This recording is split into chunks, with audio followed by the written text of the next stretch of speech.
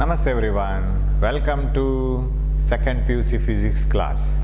We were in electromagnetic induction and we were discussing about mutual inductance between a pair of coils. Namaste. Welcome to the class. Hope you are doing well.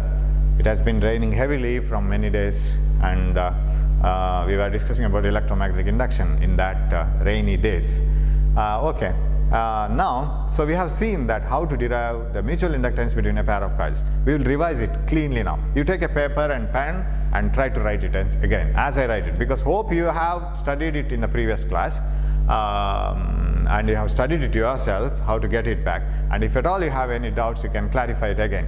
So you take a pen and paper, as I write it you should go on writing it, and you can go and you can overtake me and you can go ahead while I am writing, but you can listen to the explanations. You need not look into the mobile or laptop continuously. Simply keep on listening to me and keep on writing it. We will revise it and then we will go to self-induction and then the energy stored in an inductor.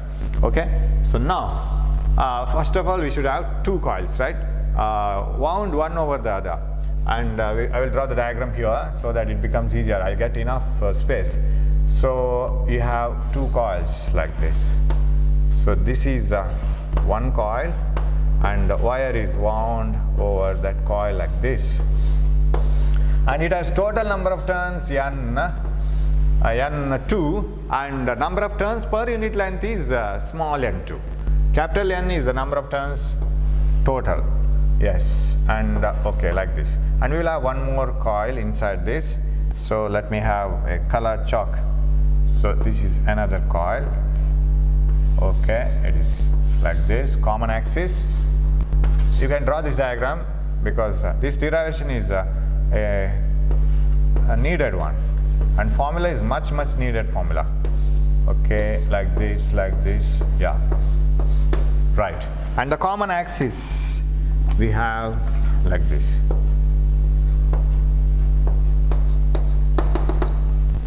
Okay, then this one we have to mention the radius. Let radius of the first coil be R1 and radius of the second coil be R2, and both the coils have equal lengths L, and this coil is 1 or 2, I will take it as 2, and this coil as 1. 1. Right. Then what else we have to indicate? Nothing. Okay. Now, the formulas to support this derivation, you should have all the formulas ready with you. One is the flux linked with any coil. Phi is equal to NAB cos theta. Okay, first formula. And second one, magnetic field produced by any solenoid inside it, mu naught n number of turns per unit length current through that coil. Third one, what else? Number of turns per unit length is total number of turns by L. That implies total number of turns is number of turns per unit length into L. Anything else you want?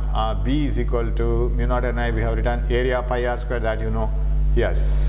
And another important supporting formula is that is induced EMF is equal to minus d phi by dt, you know it. That is equal to minus m or m di by dt. M is called mutual inductance of a pair of coils. So if you take this part and integrate it, what you will get? Phi is equal to mi. Right? Integration of d phi by dt is phi, di by dt is I, and phi is equal to mi. Of course, this is also minus gets cancelled. Phi is equal to mi. That is another supporting formula. Now we will find out one by one. Mutual inductance between a pair of coils. We will pass current through the We will pass current through the second coil, let it produce the magnetic field, and let it be linked to the first coil. So current through second coil, I2. Magnetic field is produced by 2, but flux is linked to the first coil. Flux is linked to the first coil, phi 1. So area of the first coil. Am I right? Because even though the magnetic field is produced by the outside coil, completely throughout its area, because magnetic field comes normally out of any coil. So let me have one more chalk color. Yeah, magnetic field comes out of this coil like this throughout, but flux is enjoyed by the inside coil only through its area. So area of the first coil you have to write, inside coil, and flux through flux through the inside coil 1, coil 1. B2 magnetic field produced by the second coil, because that is supplying magnetic flux to the inside coil. And another thing is, here you can explain it like this. Suppose you have two pipes like this, one pipe kept inside another. I didn't remember this example last time.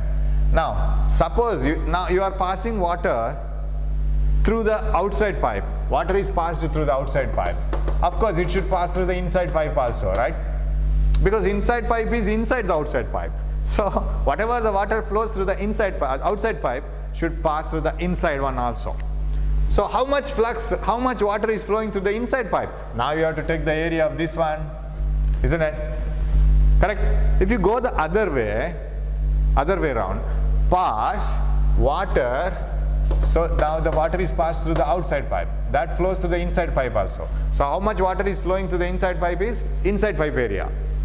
On the other way, if you go the second way, that is pass water through the inside pipe, that is the other side, other part of the derivation. That is when we pass current through the inside coil. In such a case, pass water only through the inside pipe.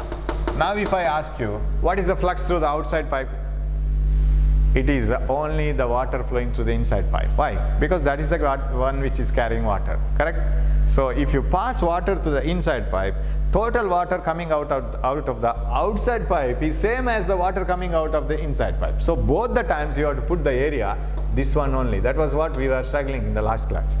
Pi r1 square, how to prove it, okay? This is the easiest, and we were using that torch and a paper. That was also a very good example.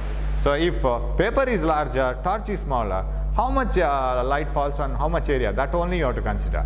And if paper is smaller, light is wider, then only the area of that paper you have to consider. Okay, now we have to write pass current through the second one, this one, and find out the flux through the inside one. So mutual inductance of the first coil with respect to the second coil, that is what we are finding out. Mutual inductance of first coil with respect to the second coil means you are inducing flux or inducing EMF in the inside coil and passing current through the second coil, correct? Okay. Now you have to write this formula. Flux is equal to Mi, or I can write N phi, I have included phi equal to Na cos theta. So flux through the inside coil is equal to mutual inductance of first coil with respect to the second coil, but current is passed through the second coil. Am I right? It is passed through the second coil. Okay. So what is the flux through the first coil? Na cos theta. N, number of turns in the first coil. So shall I write number of turns in the first coil as small n1 into L, number of turns per unit length in the first coil. So this is over. Number of turns per unit length into the length of the coil, area of that coil which uses the flux produced by outside but used by inside. Area of the inside coil is pi r1 square, that is over. B, strength of the magnetic field, mu naught Ni. Mu naught N is the number of turns in the outside coil, because that is producing magnetic field. It is B2, right? It is B2, or should I had written that formula again, right? Flux I will write phi 1. Phi 1 is number of turns which is using, that is N1, area, that is A1, and B is 2Y. B is produced by outside coil, B2, and cos theta is cos 0. Tell me why cos 0? M1 to I2. Because the area which uses the flux, its normal is like this, and magnetic fields produced by the outside coil is also in the same direction, cos 0, 1. We'll use a different chalk. Yeah. N1 L, A1 pi r1 square, B2, magnetic field produced by the outside coil. B2 is mu naught N2 I2 cos 0 is 1 is equal to M12 I2. I2 gets cancelled. So mutual inductance of the first coil with respect to the second coil is mu naught N1 N2 product pi R1 square L. I think I can go a little bit faster since we have derived it once. You have only few doubts, maybe having few doubts, that's all. Okay. Next, reverse it. Pass current through the first coil and find out the magnetic field linked to the secondary coil. This is only this much, only this much. Let us pass current through pink coil like this one, first one. Let the current come out here. So I will call it as I1, I1. Now, if you want to find out, the magnetic field is produced by 1, but flux is enjoyed by 2, right? So magnetic field produced by 1, flux is enjoyed by 2, and current is through the first coil because it is producing magnetic field. But area of the first coil only. Can you tell me why? Here, magnetic field is produced by the inside coil. Water is carried by the inside coil. But we expect that magnetic flux enjoyed by the second coil. But poor second coil cannot enjoy the flux through its full area, because even though its area is more, magnetic field is produced by the inside coil only through this area. So you have to put the area of the first coil only. That mutual inductance of the second coil which enjoys the flux with respect to the first coil. Again, same formula, phi is equal to Mi. Phi is magnetic flux enjoyed by the second coil, mutual inductance of second coil with respect to first coil, current carried by the first coil, right? Yeah. Now phi 2 is NAB cos theta. Phi 2, N, number of turns in the second coil. A, area of the first coil only, because only that much area is enjoying flux, even though the area of the second coil is larger. A1. Phi NAB, B is produced by the first coil because it is carrying current.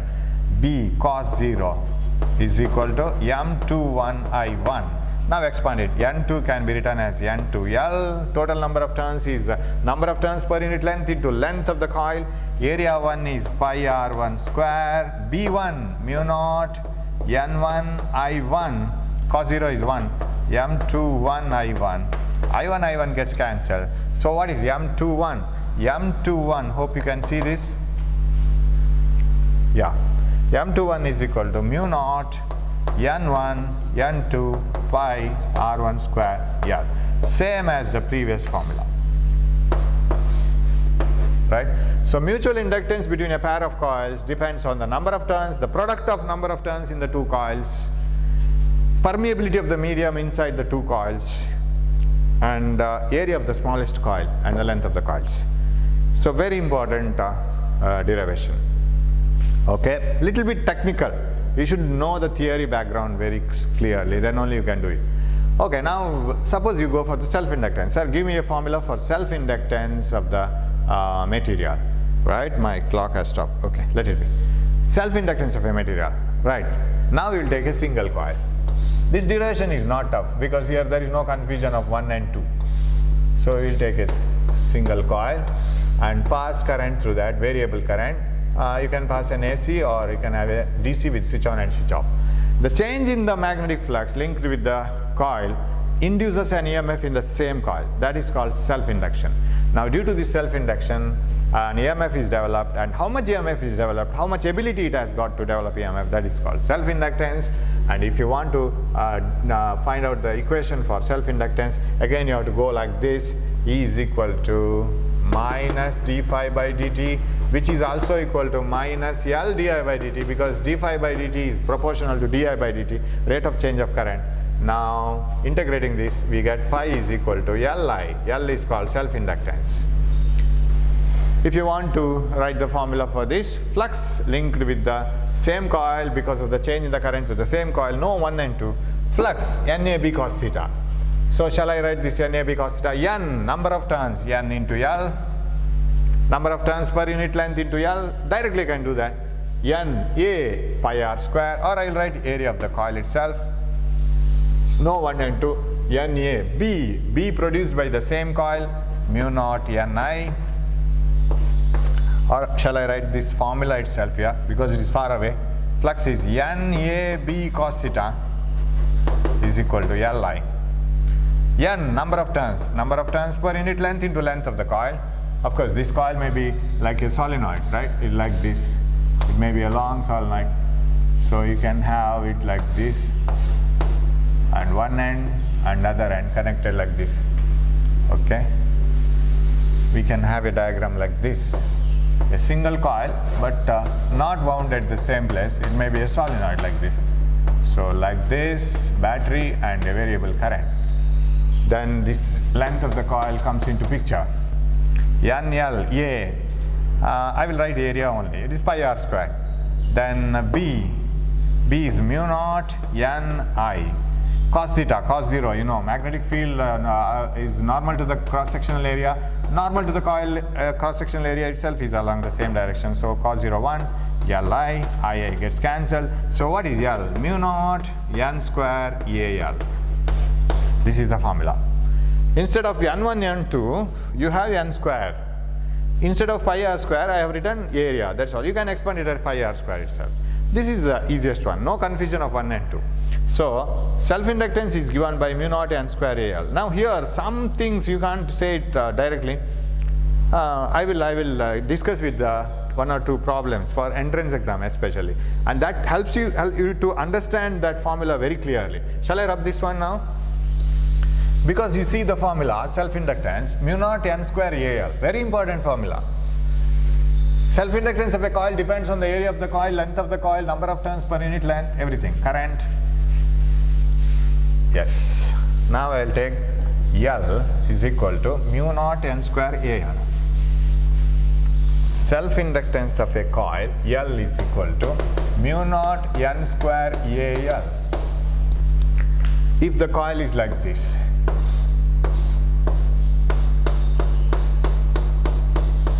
N number of turns over this length L. Okay, this is connected to a battery, a variable source. Now, suppose a coil, problem is like this. You must understand it very clearly. Suppose a coil is cut into two halves. What happens to the self-inductance? As if you have resistance is directly proportional to length, inversely proportional to area of cross section. You are very familiar with this. Suppose you have a wire of length L, cut it into two pieces. Length is exactly halved. What about resistance? Halved. Because R is equal to rho L by A. Cutting a wire into two exact pieces doesn't change resistivity because the material is same. Doesn't change the area. Area of cross section, it is a uniform wire. Area of cross section remains the same. So when these two are constants, R is directly proportional to length. Halving the length halves the resistance. So makes it half. If length is double, resistance gets double, keeping area and resistivity same. Of course, they remain the same. Now, a solenoid of length L, where windings are very uniform so throughout, that means the distance between the two coils are, it doesn't vary. You don't have crowded wires here and elongated wires here. So everywhere it is wound in the same uniform uniform number of turns per unit length. It is cut into two halves. What happens to the self-inductance? L. Now, when you cut a wire, cut a coil solenoid into two equal halves, number of turns per unit length doesn't change. Total number of turns change, but number of turns per unit length doesn't change. How, sir? You take a coil of 100 turns. Say 100 turns in 100 centimeters. I'll take the easiest example. What is the number of turns per centimeters? So N is 100. N is 100 by 100. 1 turn per centimeter, isn't it? For each turn you should have, each centimeter you should have 1 turn. So 1 turn per centimeter, 100 turns per 100 centimeter. Cut it into two pieces. What you will get? 50 turns in 50 centimeters. What is the number of turns per centimeters? 50 turn for 50 centimeters, 1 turn per centimeter, right? It doesn't change. Only number of turns has changed. Total number of turns has changed, but length is also changed. So n remains constant. Where is the formula? L is equal to mu naught n square AL. This remains constant. This remains constant. Area of cross section remains constant, but L is hard. So L by 2. If L by 2. If a wire, if a solenoid of length L, if a coil of length L is cut into two equal halves, if the self-inductance of the original coil was L, capital L, what will be the self-inductance of the two pieces? L by 2, L by 2. Very easy.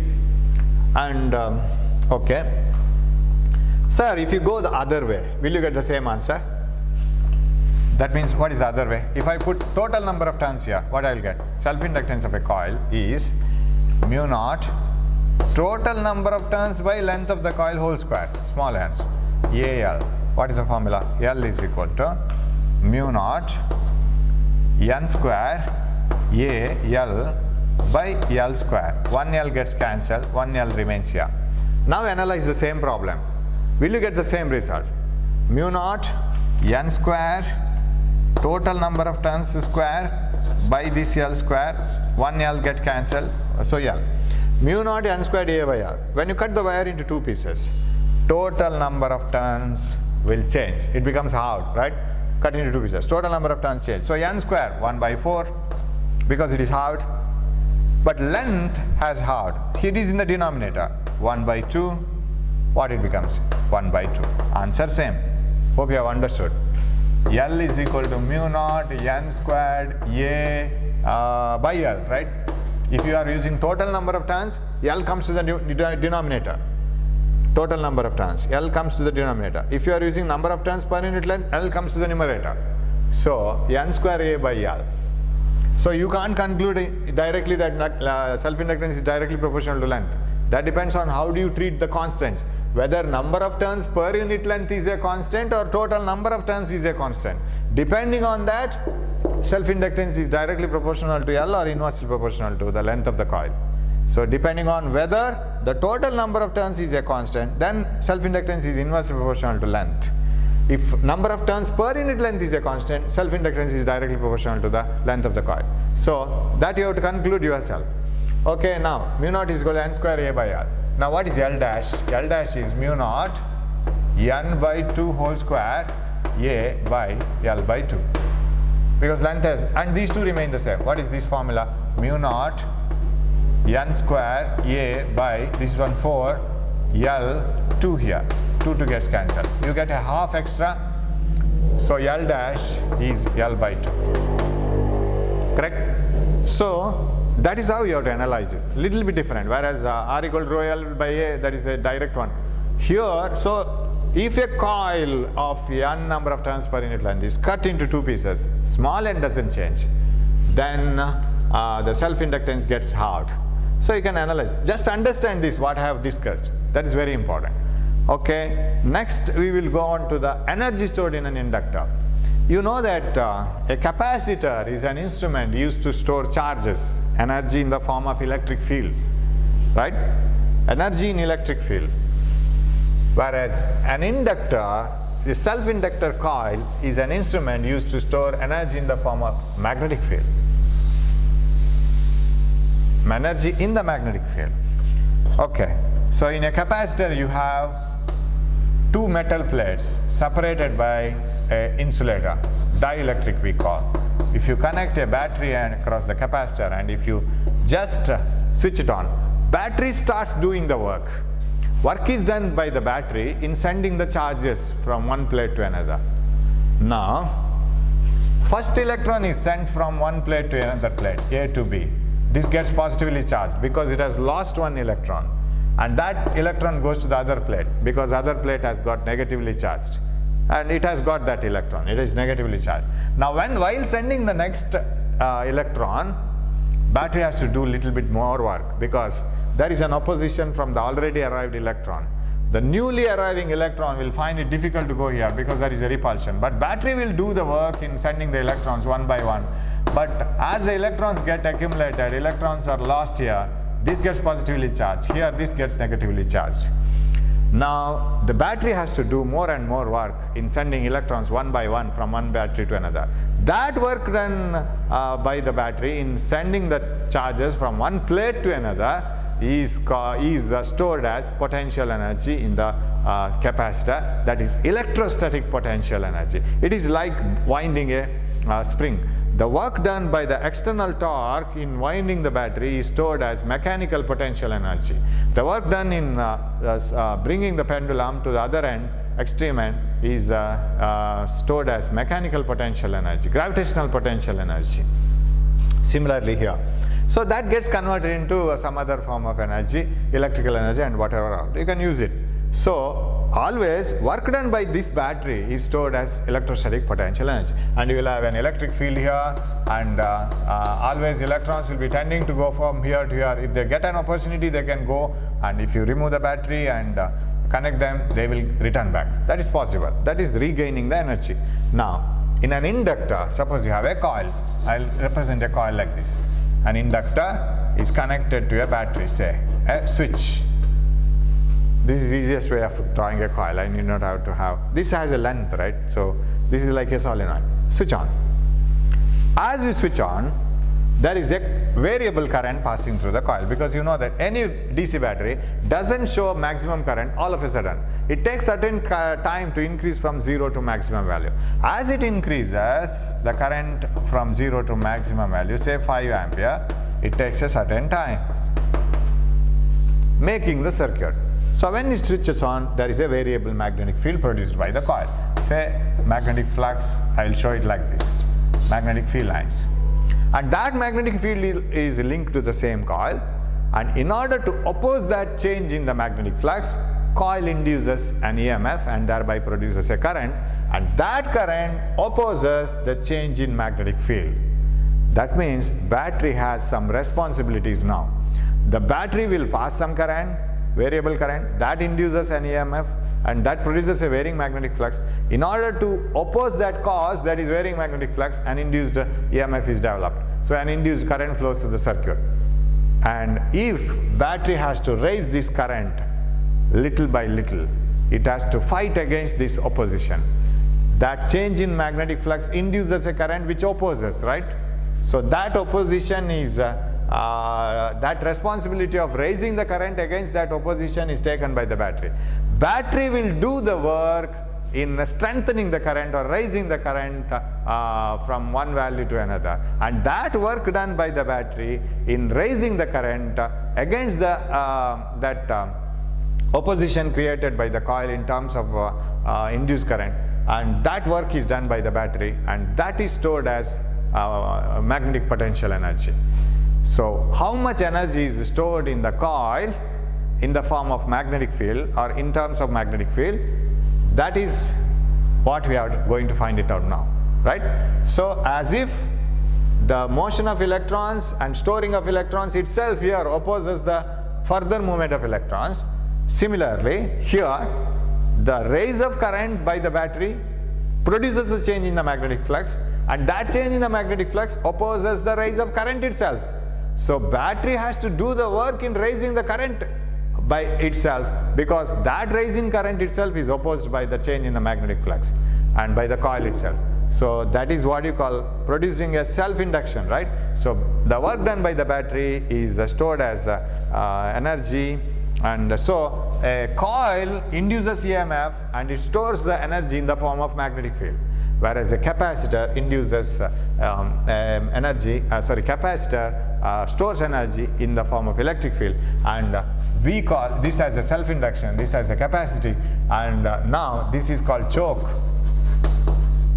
coil. You might have seen some, I will bring it and show it to you in the next class. You might have seen some duster like, so this much size, a size of a duster, a small rectangular box in tube lights, right? So it will be kept in the tube light frame. There will be a tube light frame like this, and we fix the tube light over this, and here you have a rectangular frame like this. That is a choke coil, and if some rectangular such a choke coil is spoiled, you open it and see it is very heavy because it contains a very heavy iron core inside, and over that a coil is wound. You open it and see that It is simply a coil wound over a core. It is a self-inductor. And when you pass AC through that, that coil produces a magnetic field, and that is intensified using a core, iron core, and that change in magnetic flux induces an EMF in itself, and that EMF is fed to the tube in tube lights. So that is a choke, and choke stores energy in magnetic field. Okay, and I want to know how much energy is stored in a choke coil L of self-inductance L. So what you have to do is use this principle. So when a choke coil is connected to a varying current, that varying current produces a change in the magnetic flux, and that change in magnetic flux opposes the change in current. So battery has the responsibility of raising, it has to do the work to raise the current, and that work done by the battery itself is stored as energy. Now work is done, work is stored as energy. Now I will write divided by time on both sides. Power, I'll write power is or I can write it like this: dW by dt. Work done per unit time is power here, right? Energy by time is power. Now we will supply the formulas, related formulas to this. What is dW by dt? The work done by the battery, dW by dt, is equal to power is voltage into current, you know, V into I, right? Power is voltage into current. dW by dt is equal to, and what is V? V is nothing but magnitude of induced EMF, which is equal to L di by dt. I will omit the negative sign, because induced EMF is one which opposes the cause. Okay, V is L di by dt into I, right? This is replaced here. Now integrate with respect to time, then what you will get? dW, or I can write dW is equal to L di, Li di. Hope you are following this. Very easy one. So work done per unit time, I have differentiated this. dW by dt is equal to d by dt, that is rate of change of energy with respect to time is power. Power is voltage into current. Voltage is induced EMF, L di by dt. So dW is equal to Li di, and what is integration? Work is equal to, integrate this, right? L is a constant, it doesn't change as the current changes. I squared by 2, I to the power 1 plus 1 by 1 plus 1, x to the power n plus 1 by n plus 1, Li squared by 2. So what is this work is stored as energy, U is equal to half Li squared. Am I right? Very easy derivation. Maybe asked for 3 marks. Obtain an expression for energy stored in an inductor. Very easy. So you have to write this 1 or 2 sentences here. When an inductor is connected to a variable source, the change in the magnetic flux induces an EMF, and that opposes the cause, that is change in current. So work must be done by the battery in raising the current against this opposition. So work done by the battery is stored as energy, and rate of doing work is called power. dW by dt is power. Power is voltage into current, very simple. Voltage is induced EMF, L di by dt, only magnitude is enough. And if you integrate this dW and L di by L di I, integrate this, you will get work done by the battery, that is L into integration to I, and it's I squared by 2, right? X to the power n plus 1 by n plus 1. Then this work done itself is stored as energy in the inductor, U is equal to half Li squared. Very, very important formula. Maybe a very easy derivation for 3 marks, but once it is asked for theory exam also, derive an expression for energy stored in inductor coil. I think last year itself. Okay, so U is equal to half Li squared. Whereas here you see energy stored in a capacitor is half CV square. Remember, capacitance is a constant, inductor is a constant, inductance is a constant. As you charge it, voltage is increasing, okay, whatever it is. You can have one more. Kinetic energy is equal to half m square. Energy stored in an inductor, half Li square. See, one which has got mass which opposes the change, right? Mass is the one which opposes the change in state, that is called inertia. that mass which takes the role of inertia in mechanical energy is taken, same role is taken by inductor in electrical energy, right? So L and M, they take the same role, half Li squared, half Me squared, and you have such explanations in the book. You can understand, enjoy these types of comparisons. Okay, so I think with this I will end up this class. So from next class onwards we will start AC, alternating current, which is very, very, very important. So don't miss those classes and listen to them carefully. Just go through current electricity once, some important concepts, Ohm's law and other things, so that it becomes very easy to follow AC. But you have more concepts in AC and problems and all very similar to what we have solved in current electricity. So that is very important chapter, and for the entrance exam also it is important. But one thing is, you can follow everything there, and there is nothing difficulty in remembering formulas and other things in that chapter. So a last part of this chapter, electromagnetic induction, that is AC generator. I will, together with that, I will go to the next chapter AC, because they are linked.